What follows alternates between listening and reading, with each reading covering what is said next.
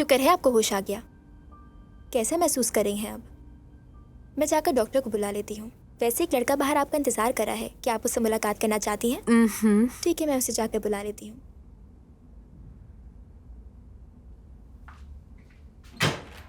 तानिया, तुम ठीक तो हो ना?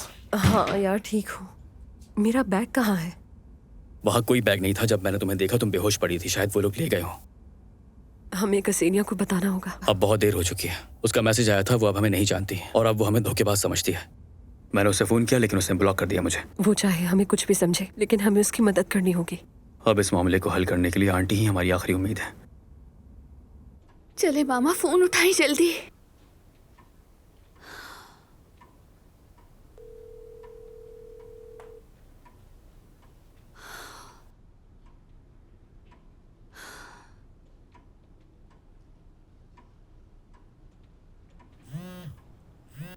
हेलो मामा, आप कहाँ हैं?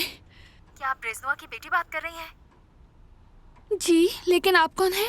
मैं स्विस हॉस्पिटल से बात कर रही हूँ। क्या हुआ मेरी मम्मा को? वो कहाँ हैं? बेहतर यही होगा कि आप खुद यहाँ आ जाएं। बताएं क्या हुआ मेरी मम्मा को? आपके पड़ोसी ने आपकी मम्मा को दरवाजे के पास बेहोश पाया और फौरन एम्बुलेंस बुलाई उन्होंने। लेकिन जब तक वो हॉस्पिटल पहुंचे तब तक आपकी मम्मा दम तोड़ चुकी थी। अफसोस है मुझे। कौन सा पड़ोसी? किस दरवाजे के पास?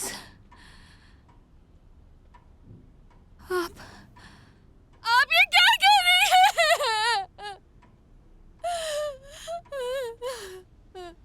तुम चीख क्यों रही हो?